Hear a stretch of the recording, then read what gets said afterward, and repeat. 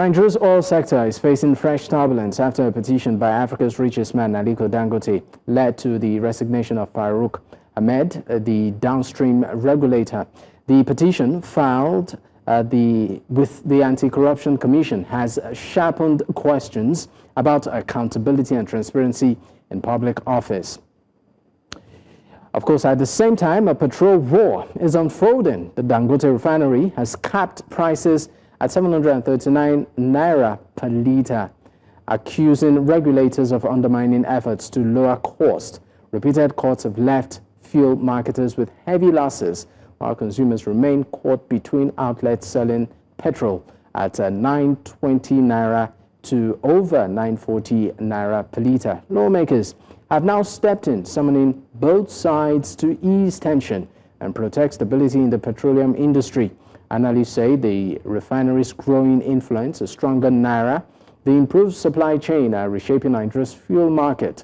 But questions remain about regulation, trust, and whether these price cuts can be sustained. Take a listen. For the marketers, if I pray and I wish they will even lose more. Because I'm not printing money, I'm also losing money.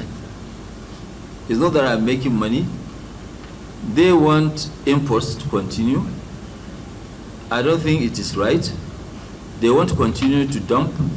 So I must have a strategy of how to survive, because 20 billion of investment is too big to fail. You know, it's just too big to fail. So we're in a situation where we'll continue to play cat and mouse. And, you know, at the end of the day, somebody will give up. Either we give up or they will give up. And I don't think if I will give up.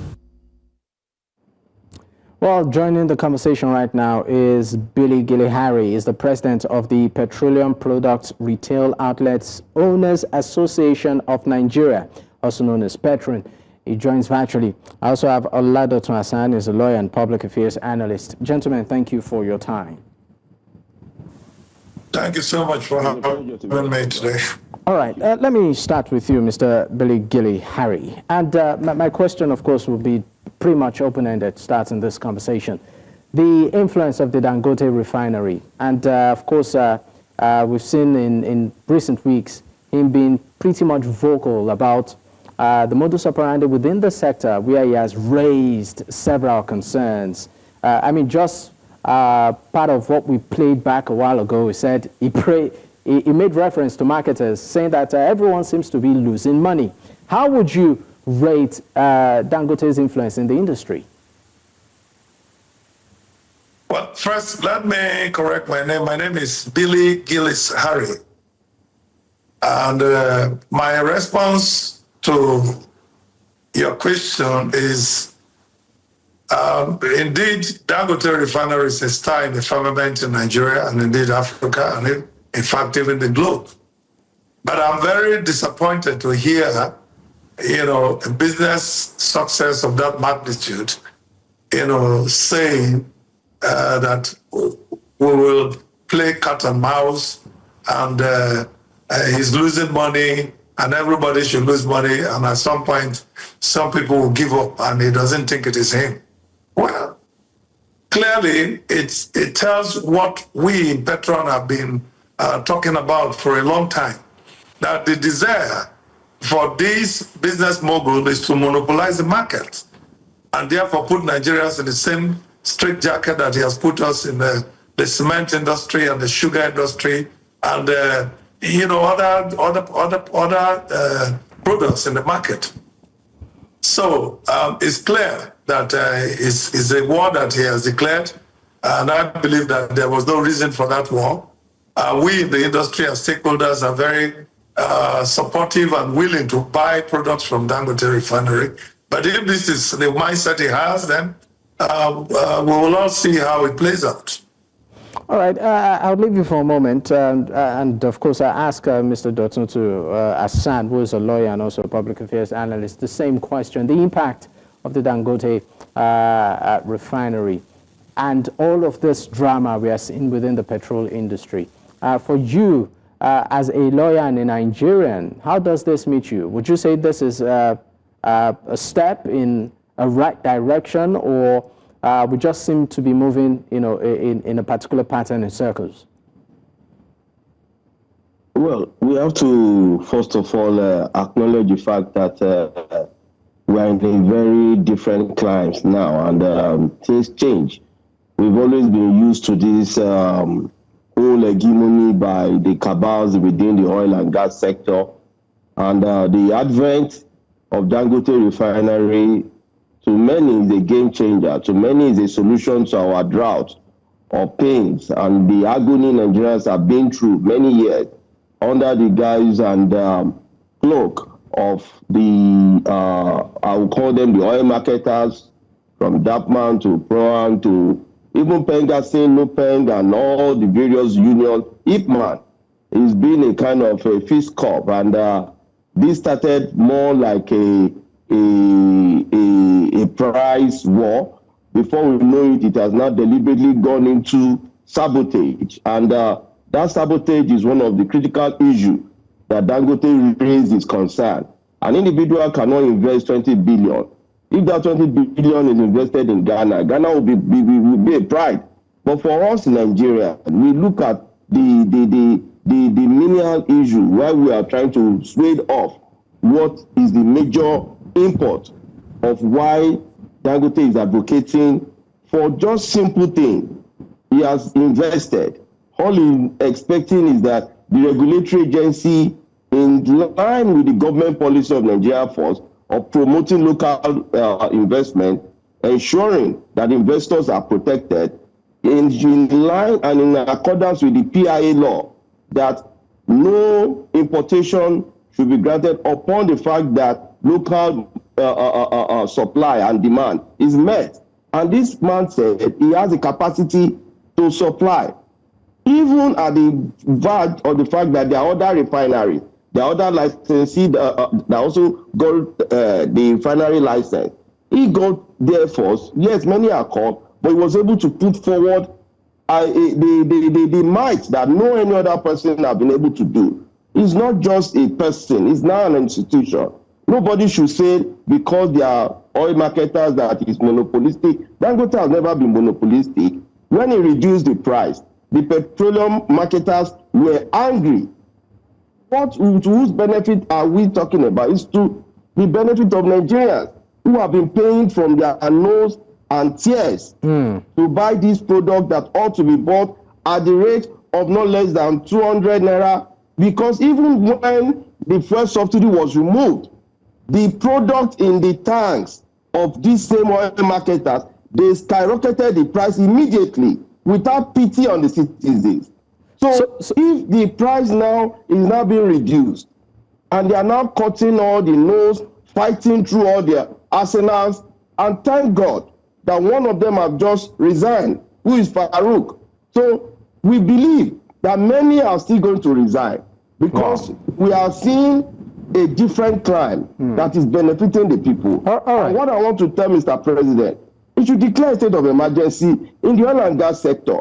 We were informed that even in NNPC, over 200 trillion cannot be accounted for. There are so many embezzlement going around within the oil and gas sector among the cabals.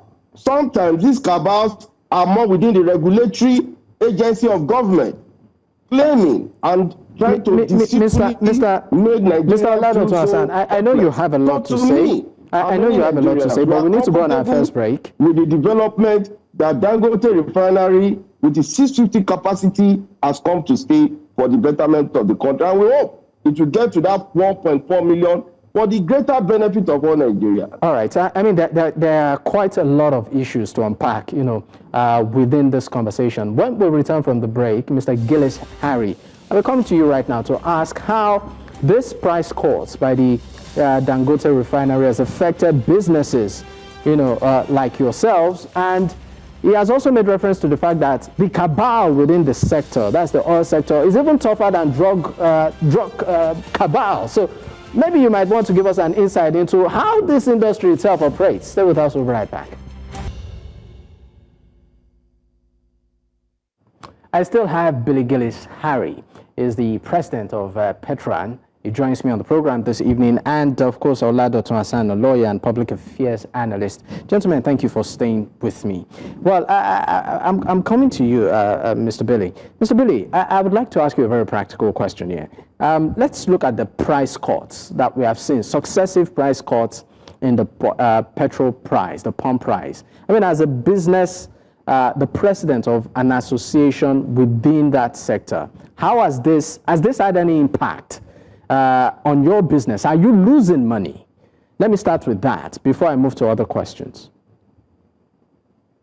Very much. First of all, I'd like to appeal to Nigerians to focus on realities and not be sentimental, because we are talking about our very life wire for the economy.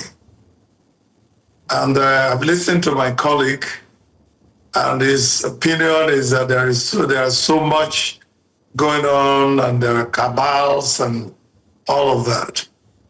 Now, if anybody can come to the public place and make assertions, so long as he's not making any direct accusations, he does not have any fear of litigation. And I think that's just what it is. When we look at the scenario of what has happened in other parts of the economy, especially our cement industry, I want to ask a very fundamental question. Has this company's operation in any way helped to reduce the price of cement? Certainly that has not happened. Certainly that has not happened. So it's obvious that it's going to be the same in the oil industry.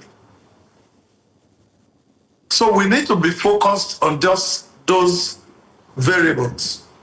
Now, to your question, does the price cut affect our business? Yes. If there is a lower price, we are happy about it.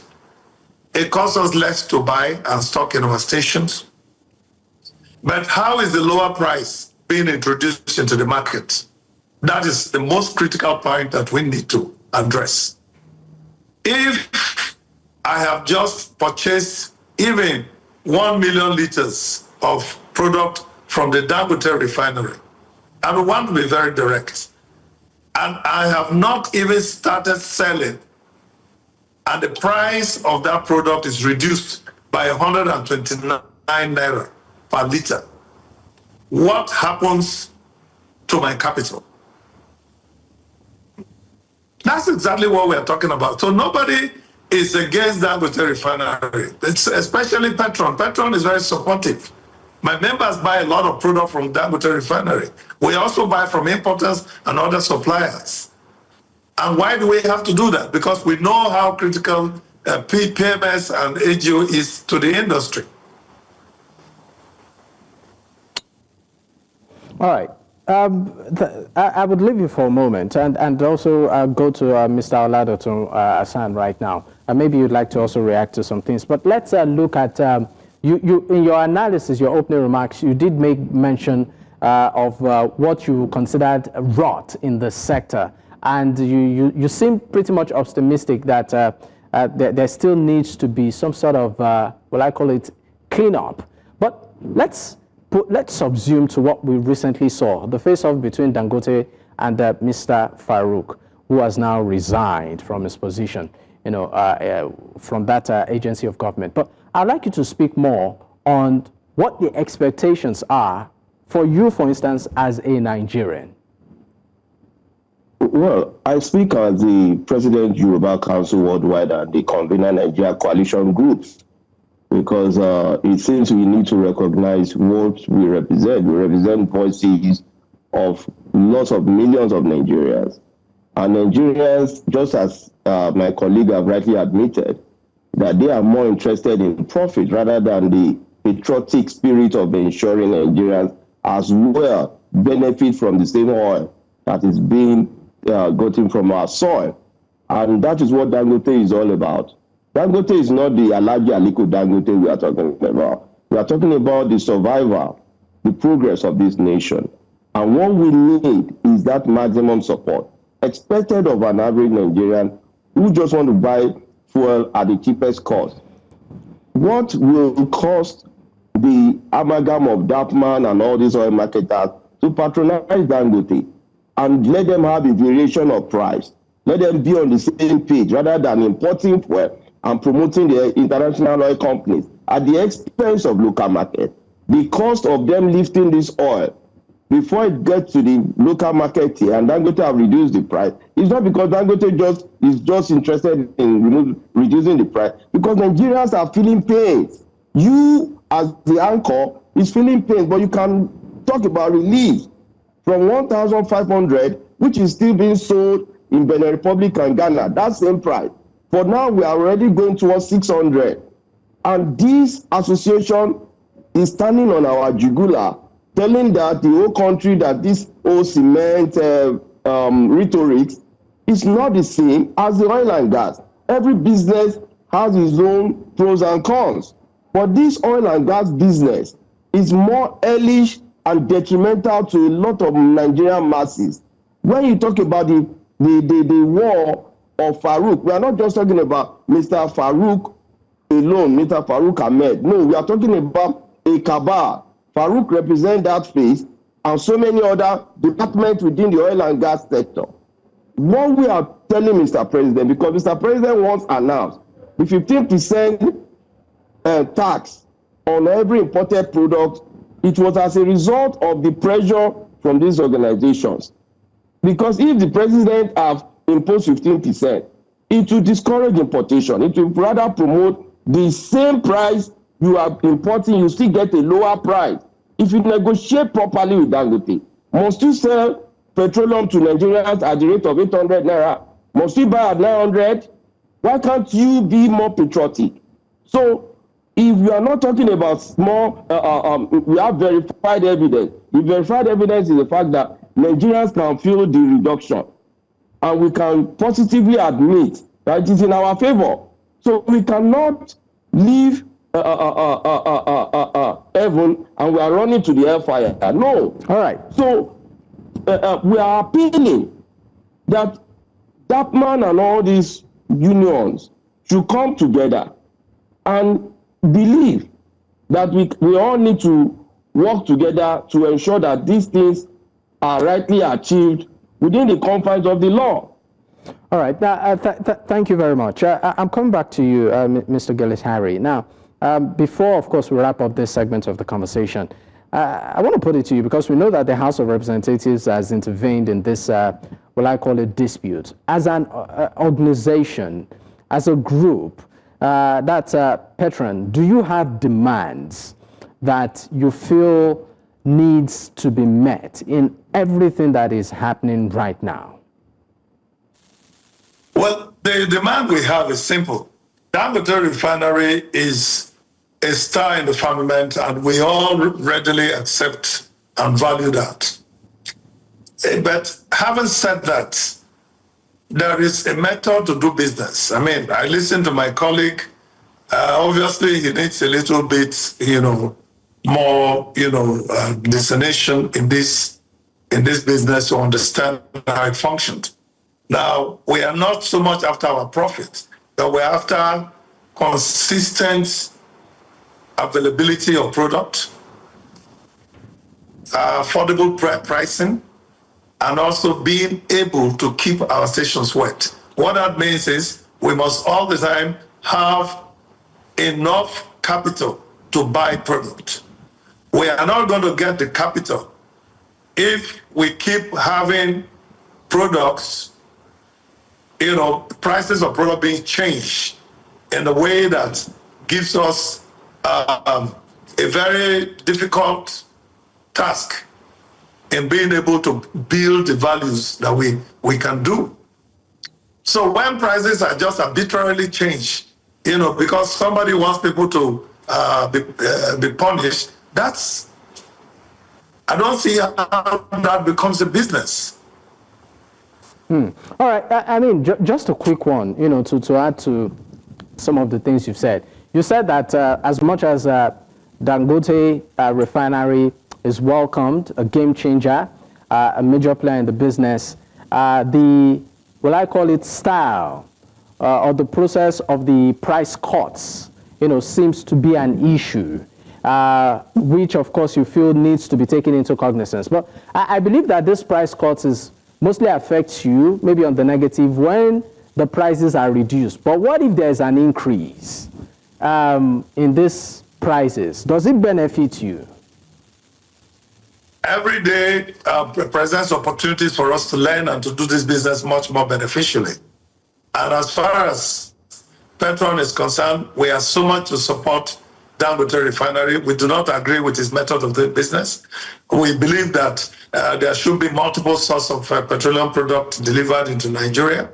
And the fact that anybody comes to say, I have 1 billion liters of product does not tell the story. The story can only be told when you put it into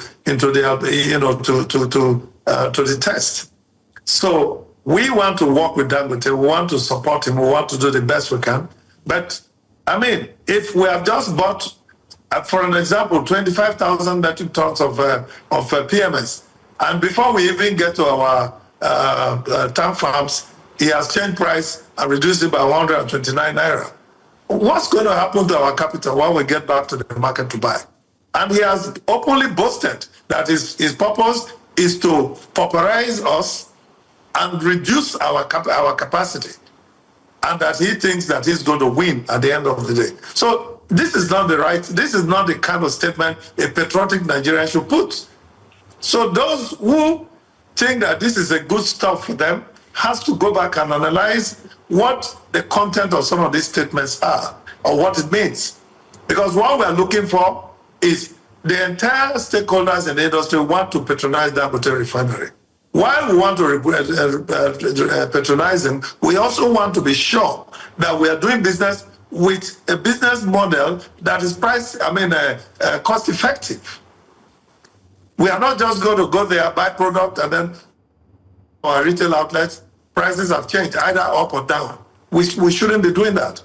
We have also suffered an upward increase of price from the same refinery, as we are suffering from downward review. So this is a critical issue that we need to solve. All right. Thank you very much for your time, gentlemen. It's been a pleasure having you on the program this evening. Billy Gillis-Harry, President, PETROAN, and also Oladotun Hassan, lawyer and public affairs analyst. Once again, gentlemen, thank you for your time.